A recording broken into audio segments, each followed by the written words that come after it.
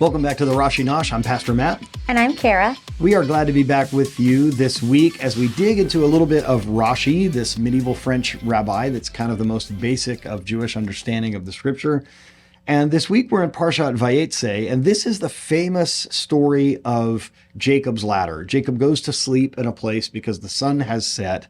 And I want to talk a little bit about how God orders our steps and how God sometimes causes things to happen so that circumstances will come about. I'll read a little bit of what Rashi says here, and then I'll relate a story that just happened to us in the last few weeks, and something that's very special. And then I also want to just talk about the angels that are going up and down and what some of the commentators say about this. So firstly, going with what Rashi says here, it says that the sun had set. He spent the night there. This is starting at verse 10.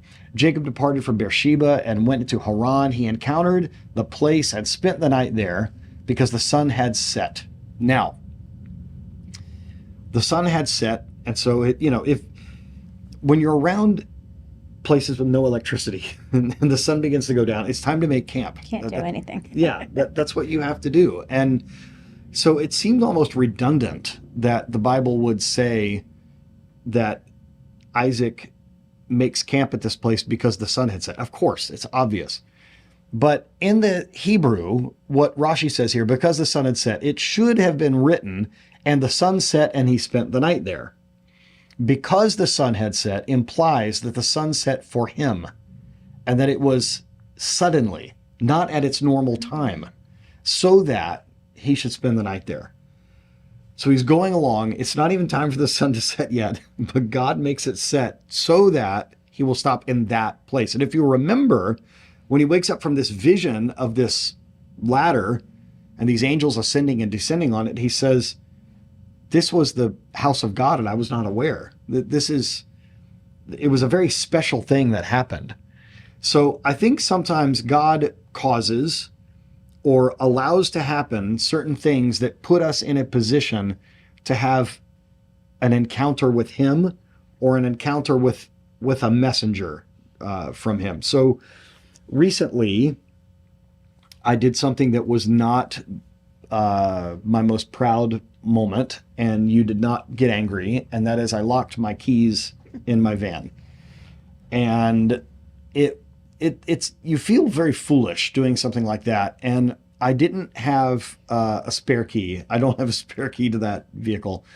Maybe this is the reason that I should get a spare key. But anyway, I didn't have a spare key. And so I'd never done this before. And so I asked you to call a locksmith. And you first were going through our insurance's fancy app, our car insurance. We're doing this and that and whatever. And eventually, you just ended up calling a local locksmith because it was going to be about the same price to go through our insurance app or to just call someone. So I don't know that you picked this one particular company for any certain reason. It was the first one in line that was still open. The first one that was still open. So you called a locksmith and he gets there. He was there pretty quickly, actually. He was already nearby. Wonderful. So look at that. Okay, so God made this locksmith be nearby in the area to come. And the first thing the locksmith says before I get into some of the cool things that happen, the first thing he says is, "Man, you don't have a spare key?" And I went, "No, I don't. I'm sorry." And I noticed he had kind of a cool accent. I noticed that it sounded like somebody from somewhere in the Middle East. So I took note of that. And then, as always, I was wearing my Magen David, my Star of David, and he looked at me and said, "Why are you wearing this star?" And with everything that's been going on in Israel, starting all the way back in the beginning of October 7th, this horrible attack from Hamas that happened, I wasn't really sure why someone with an accent that I could tell was from somewhere in the Middle East, why they were asking me, "Why are you wearing that?" It was a very odd question. Why are you wearing this star? And so I kind of paused for a second, and the only thing I could think to say back to that in response was, "Why do you want to know?" And then he reached inside his shirt and pulled out his star and I realized, okay, he must be Jewish. And he was actually from Israel. He was actually from Ashdod. And his family was from this town called Sderot, where it's a border town where a lot of horrific, murderous, awful, terrible things happened. He'd been in the United States since, I think, 2012 and ended up marrying an American woman, and they have a family, and ended up having a really cool conversation with him. But I told him, just in talking with him, I could just tell that he was not a religious Jew. But, I told him, I said, I know you're not religious, but I really think that God allowed me to lock my keys in my vehicle so that he would send me an Israeli Jew to pray with. And he agreed. And I did. I had prayer for him there, for him and his family, and for his family that remains in Israel. It was a very special time. It was something that was embarrassing because I locked the keys in the car, and it is expensive when you have to call a locksmith. It was like $85 US. It was an expensive mistake on my part that I was embarrassed by. But if that brought into my life, I would pay $85 to have an Israeli come to my home and me pray over them. It was especially one that has so much family that is so close to this bad situation. So in a way, he was like an angel sent to me.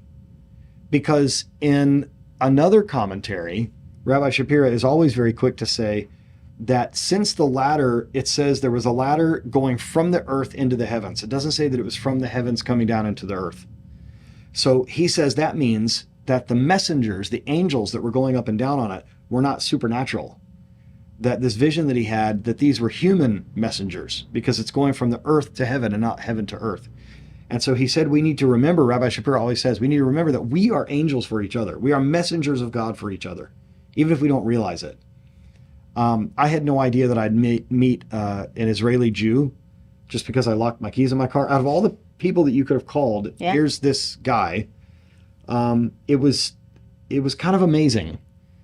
So this idea of being in a place because God works it out, do you think we need to become maybe more aware? Like maybe we need to have our spiritual eyes open? Do you think we need to be more aware of that? Do you think that happens in our lives more than we realize? 100%. I think a lot of that we just chalk it up to coincidence or this or that, but I believe that God ordains all those little moments, whether it's the people that you meet, you just happen to have that person check out your groceries, or you just happen to be in this spot for this situation to witness this or to be a part of this. And I think that sometimes we get impatient when things don't go the way we want it to go. But we can always stop and realize that there's a moment that could be had there, that God may have put us there for a reason. Do you think we need to be prepared for those moments so that we can reach out to these people? Oh, yes. I think it's always good to just have it in your awareness, just to be ready, because if there is an opportunity to be able to pray with someone or to make a connection of some kind, if you get so focused on what you're missing out on or the problem that's being you're being faced with in the moment, then you could miss out on those opportunities that God was like, look, I put you right there, and then you didn't take advantage of that situation. So yeah, I think being aware and alert is definitely something we should be striving for. And what about on the other end?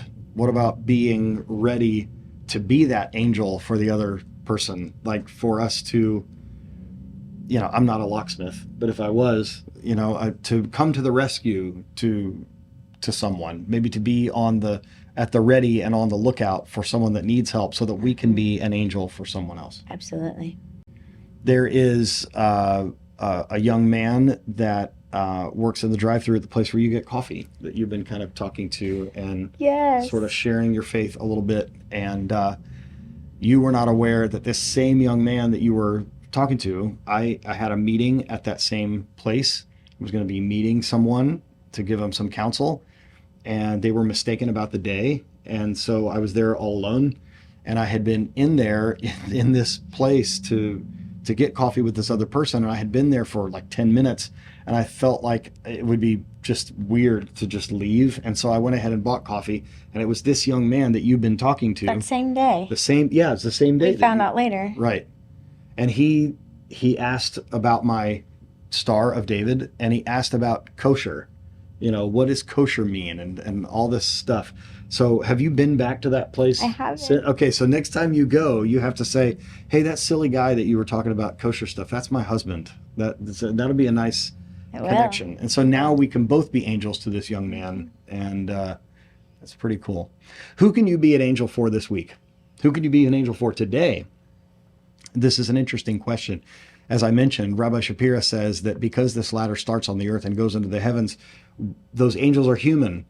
When we come to Shabbat, when we talk about in the Shalom Aleichem prayer, the song that we sing and chant, angels of peace. We are the angels for one another on Shabbat and in different parts of our lives. If God is leading you to a certain person, you need to, as Peter says in the New Testament, to be ready to give an answer for those who ask about the hope that you have. In that preparing, it's almost like you're always ready to be that messenger, to be that angel for someone else. And that is important.